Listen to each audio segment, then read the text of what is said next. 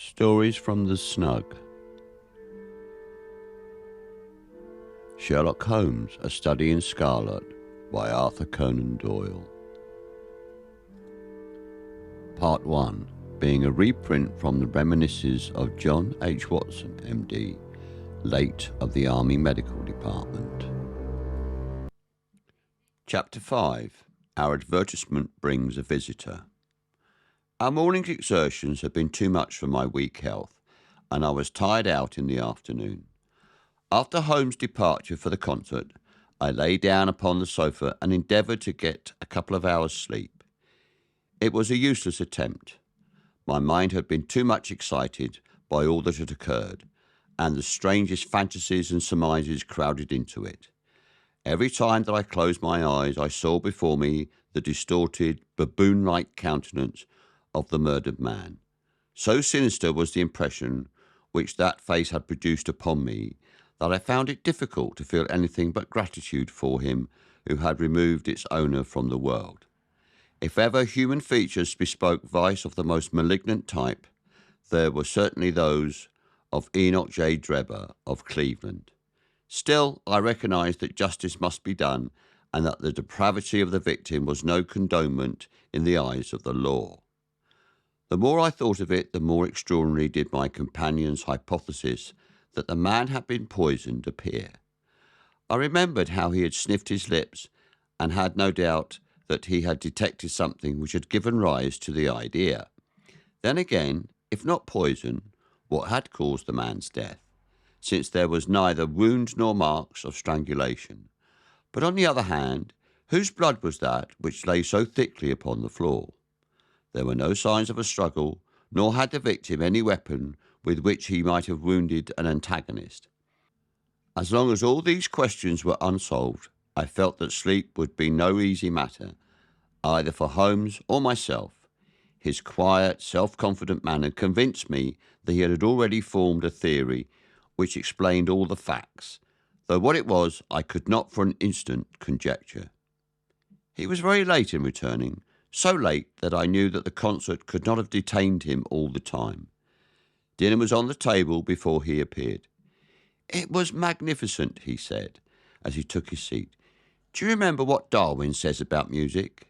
He claims that the power of producing and appreciating it existed among the human race long before the power of speech was arrived at.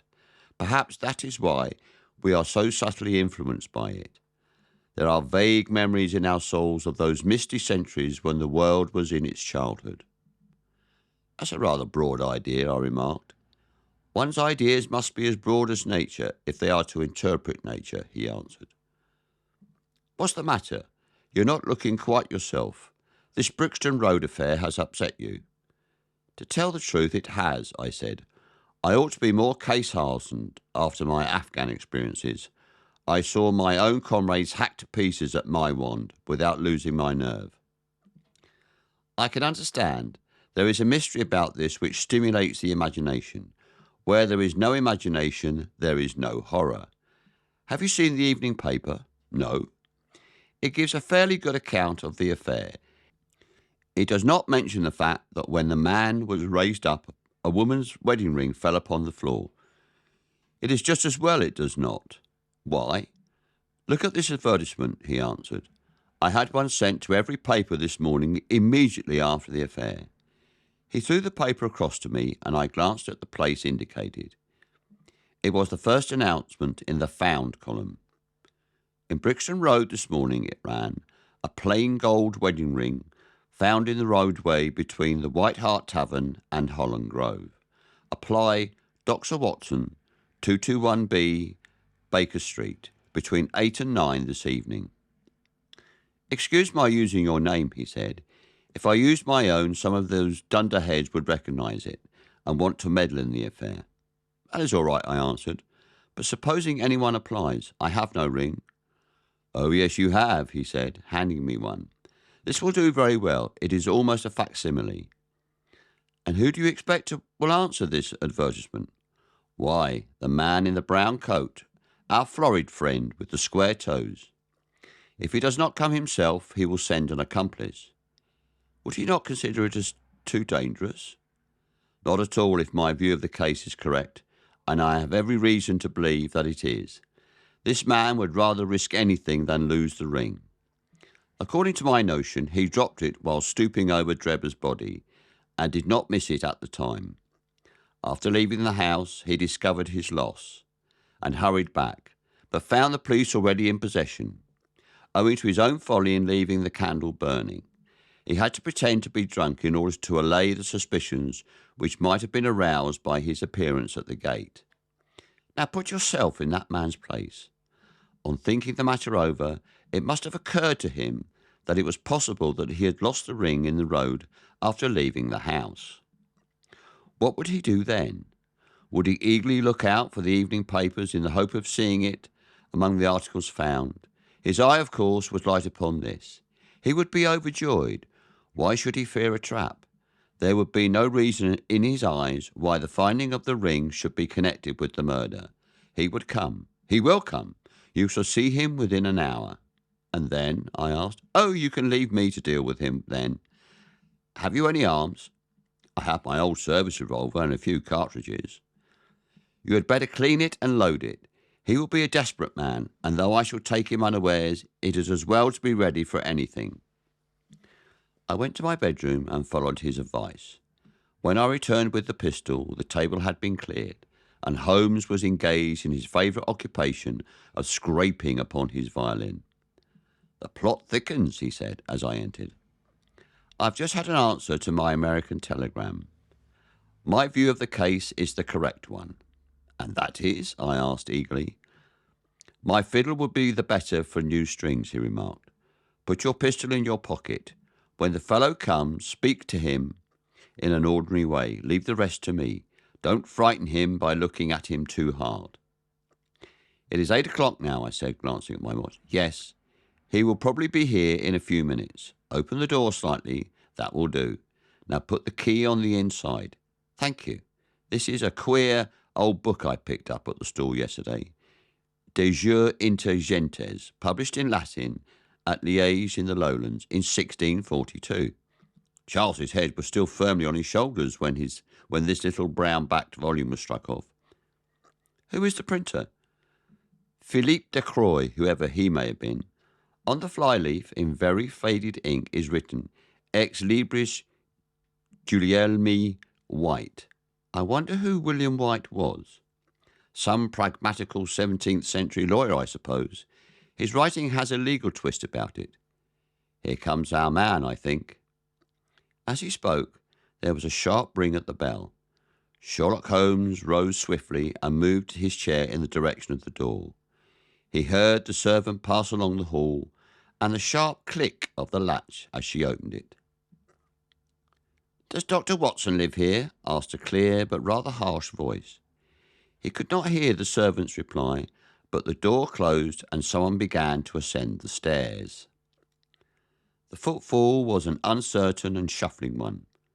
A look of surprise passed over the face of my companion as he listened to it. It came slowly along the passage, and there was a feeble tap at the door. "Come in," I cried. At my summons, instead of the man of violence whom we expected, a very old and wrinkled woman hobbled into the apartment. She appeared to be dazzled by the sudden blaze of light, and after dropping a curtsy, she stood blinking at us, with her bleared eyes and fumbling in her pocket with nervous, shaky fingers. I glanced at my companion, and his face had assumed such a disconsolate expression that it was all I could do to keep my countenance. The old crone drew out an evening paper and pointed at our advertisement. "It's this that has brought me, good gentleman," she said, dropping another curtsy. "A gold wedding ring in the Brixton Road. It belongs to my girl Sally, as was married only this time 12 month, which her husband is steward upon a Union boat, and what he say if he comes home and found her without her ring is more than I can think, he being short enough at the best of times, but more especially when he has the drink. If it please you, she went to the circus last night, along with—" "Is that her ring?" I asked. "Her Lord be thanked," cried the old woman. "Sally will be a glad woman this night. That's the ring." "And what may your address be?" I inquired, taking up a pencil. 13 Duncan Street, Houndsditch, a weary way from here. The Brixton Road does not lie between any circus and Houndsditch, said Sherlock Holmes sharply. The old woman faced round and looked keenly at him from her little red-rimmed eyes. The gentleman asked me for my address, she said. Sally lives in the lodgings at 3 Mayfield Place, Peckham. And your name is? My name is Sawyer. Hers is Dennis, which Tom Dennis married her. And a smart, clean lad too, as long as he's at sea, and no steward in the company more thought of. For when on shore, what with the women and with the liquor shops— Here is your ring, Mrs. Sawyer, I interrupted, in obedience to a sign from my companion. It clearly belongs to your daughter, and I'm glad to be able to restore it to the rightful owner. With many humble blessings and protestations of gratitude, the old crone packed it away in her pocket and shuffled off down the stairs. Sherlock Holmes sprang to his feet the moment that she was gone and rushed into his room. He returned in a few seconds, enveloped in an ulster and a cravat. I'll follow her, he said, hurriedly. She must be an accomplice, and would lead me to him. Wait up for me. The hall door had hardly slammed behind our visitor before Holmes had descended the stair. Looking through the window, I could see her walking feebly along the other side, while her pursuer dogged her some little distance behind. Either his whole theory is incorrect, I thought to myself, or else he will be led now to the heart of the mystery. There was no need for him to ask me to wait up for him, for I felt that sleep was impossible until I heard the result of his adventure. It was close upon 9 when he set out. I had no idea how long he might be, but I sat solidly puffing at my pipe and skipping over pages of Henri Murger's Vie de Bohème. 10 o'clock passed, and I heard the footsteps of the maid as she pattered off to bed. 11, and the more stately tread of the landlady passed by my door, bound for the same destination.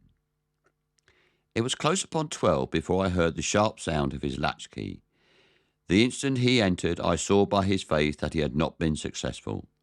Amusement and chagrin seemed to be struggling for the mastery, until the former suddenly carried the day, and he burst into a hearty laugh.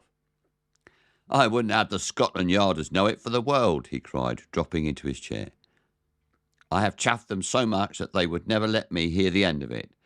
I can afford to laugh because I know that I will be even with them in the long run. What is it then? I asked. Oh, I don't mind telling a story against myself.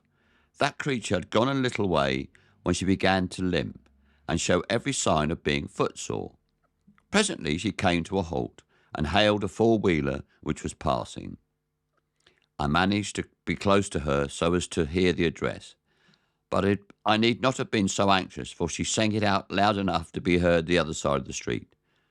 Drive to 13 Duncan Street, Houndsditch, she cried. This begins to look genuine, I thought, and having seen her safely inside, I perched myself behind. That's an art which every detective should be an expert at. Well, away we rattled, and never drew rein until we reached the street in question. I hopped off before we came to the door, and strolled down the street in an easy, lounging way. I saw the cab pull up. The driver jumped down, and I saw him open the door and stand expectantly. Nothing came out, though. When I reached him, he was groping about frantically in the empty cab and giving vent to the finest assorted collections of oaths that I ever listened to. There was no sign or trace of his passenger, and I fear it will be some time before he gets his fare. On inquiring at number 13, we found that the house belonged to a respectable paperhanger named Keswick, and that no one of the name either of Sawyer or Dennis had ever been heard of. You don't mean to say, I cried in amazement, that tottering, feeble old woman was able to get out of the cab while it was in motion, without either you or the driver seeing her? Old woman be damned, said Sherlock Holmes sharply. We were the old women to be so taken in. It must have been a young man, and an active one too. Besides being an incomparable actor, the get-up was inimitable. He saw that he was followed, no doubt, and used this means of giving me the slip. It shows that the man we are after is not as lonely as I imagined he was, but has friends who are ready to risk something for him. Now, Doctor, you are looking done up. Take my advice and turn in." I was certainly feeling very weary, so I obeyed his injunction. I left Holmes seated in front of the smouldering fire, and long into the watches of the night I heard the low, melancholy wailings of his violin, and knew that he was still pondering over the strange problem which he had set himself to unravel.